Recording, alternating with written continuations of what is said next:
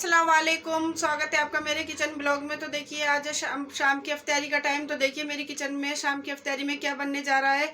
और मेरी वीडियो को लाइक करें, चैनल को सब्सक्राइब करें और ज़्यादा से ज़्यादा शेयर करें। रात के खाने की तैयारी कर ली थी मैंने। तो रात के खाने में मैं बनाने वाली थी आज छोले मिक्स वेजिटेबल। तो इधर छोलों को मैंने सबसे पहले 4 से 5 घंटे के लिए भिगो दिया था और फिर इधर कुकर में डाल दिया था और इसमें डाल दिया था पानी और इसमें हल्दी पाउडर और नमक डाल दिया था। नमक से छोले जल्दी गल जाते हैं। और फिर कुकर का ढक्कन लगा के इसको रख दिया था गैस पर। 4 से 5 सीटी लगा ली थी ताकि हमारे छोले अच्छे से गल जाएं। तो इधर छोले मैंने बॉईल करने रख दिए थे। इधर अपनी ये सब्जियां सारी कट कर ली थी और सब्जी कट करने के बाद इधर मैंने चढ़ा दी थी कढ़ाई। इसमें थोड़ा सा ऑयल डाल दिया था और इसमें डाल दी थी फिर प्याज और प्याज को भून लिया था हल्का सा। प्याज भूनने के बाद फिर मैंने इसमें सारी सब्जियों को डाल दिया था। जैसे सब्जियों में मैंने डाली थी इसमें टमाटर डाल दिए थे, 2 से 4 टमाटर डाले थे क्योंकि टमाटर की अच्छी ग्रेवी होती है सब्जी के अंदर। तो इधर 2 से 4 टमाटर थे और घिया डाल दी थी इसमें और फिर गोभी डाल दी थी और इनको अच्छे से भून लिया था गोभी को और घिया को। और एक बैगन भी मैंने अच्छे से छील कर काट के रखा था। फिर इसके बाद इसमें एक बैगन डाल दिया था और इनको भी अच्छे से सबको सब्जियों को मिक्स कर लिया था। और देखिए बैगन डालने के बाद इनको अच्छे से मिक्स कर लिया था सारी सब्जियों को ताकि सारी सब्जियां हमारी अच्छे से फ्राई हो सकें तेल में।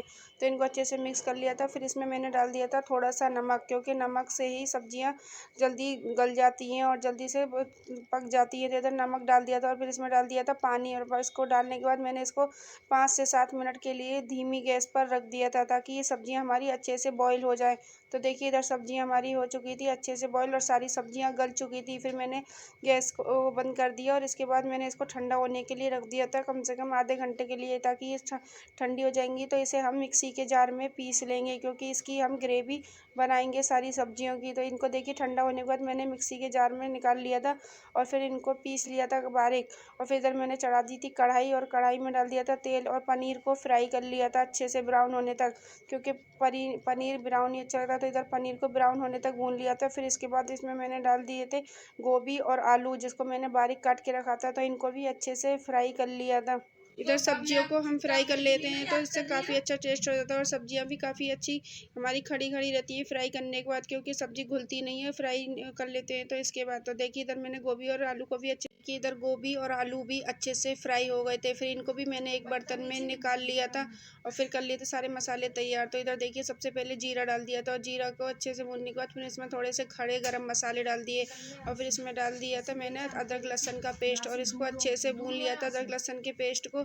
फिर इसके बाद जो मैंने डाल दिए थे इसमें कुछ मसाले और मसालों में जैसे मैंने डाला था इसमें हल्दी पाउडर, धनिया पाउडर, लाल मिर्च पाउडर और थोड़ा सा स्वाद अनुसार नमक और गरम मसाला पाउडर। और इनको अच्छे से मसालों को सबको भून लिया था। हल्का सा पानी डाल दिया था ताकि हमारे मसाले अच्छे से भुन जाए। फिर इसके बाद इसमें मैंने दही ऐड कर दिया था और दही को अच्छे से भूनने के बाद फिर मैंने इसमें 4 से 5 हरी मिर्चों को काट कर डाल दिया था। एक में से 2 पीस कर लिए थे हरी मिर्चों को क्योंकि इसमें हरी मिर्च साबुत आती है तो काफ़ी टेस्टी लगती है।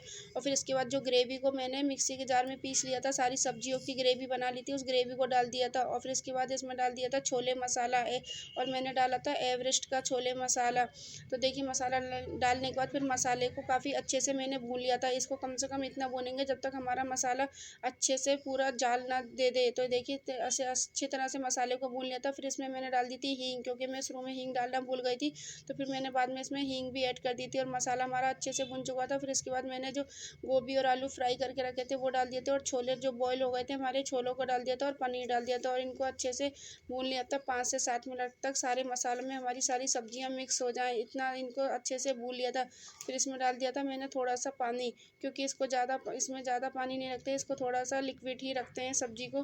तो इसमें हल्का सा पानी डालने के बाद इसको 5 से 7 मिनट के लिए और मैंने दम पर पका लिया था ताकि दम पर पकाएंगे तो हमारी जो सब्जियां हैं काफ़ी ऑयल भी छोड़ देंगी और काफ़ी अच्छी से थोड़ी सॉफ्ट हो जाएंगी। जो सब्जियां मैंने गोभी और आलू फ्राई करे थे वो थोड़े से गल भी जाएंगे। फिर इसके बाद देखिए मैंने इसको हरा धनिया डाल के और हमारी सब्जी बनकर हो गई थी तैयार और फिर इसे मैंने प्लेट में सर्व कर दिया था और माशाल्लाह काफ़ी टेस्टी बनी थी ये आलू छोले की मिक्स वेजिटेबल।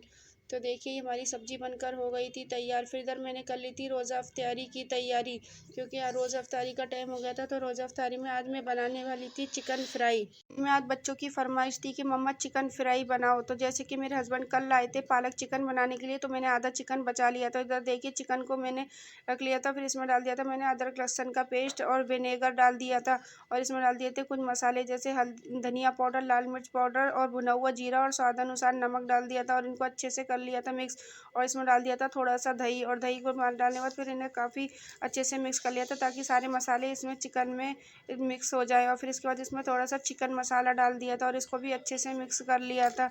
और इसको फिर मैंने रख दिया था कम से कम आधे घंटे के लिए, ताकि सारे मसाले इसमें अच्छे से मिक्स हो जाएं और हमारा चिकन काफ़ी अच्छे से मैरिनेट हो जाएगा। तो इधर मैंने इसे आधे घंटे के लिए ढक कर रख दिया था। फिर इधर कर ली थी चटनी बनाने की तैयारी चिकन के साथ। तो चटनी के लिए मैंने ले ली थी इधर कुछ हरी मिर्चें, जैसे 4 से 5 हरी मिर्चें, और बारीक अदरक काट ली थी, और बारीक एक लहसुन की कली ले ली थी, इसको भी छील लिया था। और इधर ले लिया था हरा धनिया, और इसको मिक्सी के जार में सब सामान सबको डाल लिया था। फिर इसके बाद मैंने इसमें आधा नींबू का रस डाल लिया था, और इसमें डाल दिया था स्वाद अनुसार नमक। और इधर मिक्सी के जार में मैंने सारा सामान डाल दिया था और फिर इसको पीस लिया था, क्योंकि ये चटनी मेरी 4 से 5 दिन चलेगी। क्योंकि आजकल रमज़ान चल रहे हैं तो बच्चे डेली हरी चटनी को खाते हैं, जैसे भुजियों से और सब पकौड़ी वगैरह से। तो इधर देखिए मैंने चटनी को पीस लिया था, और फिर इसमें ऐड कर दिया था 1 कटोरी दही, क्योंकि दही वाली चटनी बनाने वाली थी मैं, क्योंकि ये चिकन फ्राई के साथ दही वाली चटनी काफ़ी टेस्टी लगती है। तो इसमें देखिए 1 कटोरी मैंने दही डाल दिया था, और फिर इसको एक बार और पीस लिया था, और फिर इसे मैंने एक डब्बे में स्टोर करके रख लिया था फ्रीज़ के अंदर।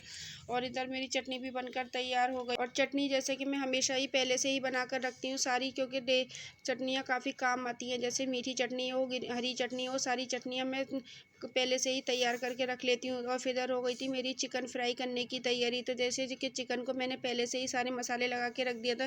फिर इसमें डाल दिए थे मैंने कॉर्नफ्लावर, बेसन और चावल का आटा, और फिर इनको भी अच्छे से मिक्स कर लिया था, और 5 से 7 मिनट के लिए इनको रख दिया था। फिर इधर तेल चढ़ा दिया, तेल हमारा अच्छे से गर्म हो गया था।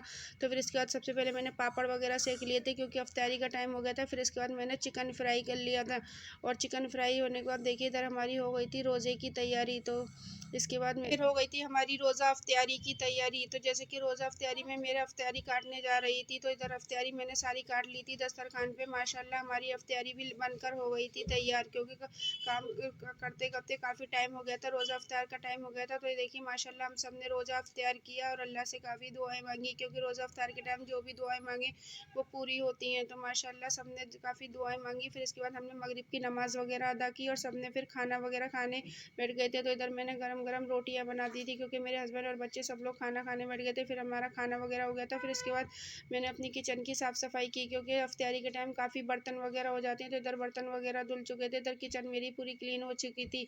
तो देखिए माशाल्लाह किचन क्लीन हो चुकी थी, क्योंकि सुबह सहरी में भी काम करना रहता है, तो इसलिए मैं किचन को वैसे डेली पूरी क्लीन करके सोती हूँ। फिर इसके बाद मैंने ईशा की नमाज़ अदा की, और ईशा की नमाज़ अदा करने के बाद फिर मेरे बच्चों ने भी फिर ईशा की नमाज़ अदा की। मैंने ईशा की नमाज़ अदा करने के बाद मैंने कुरान तिलावत की। फिर इधर मेरे बच्चों ने भी ईशा की नमाज़ अदा की। आज के लिए इतना ही। अल्लाह हाफिज़।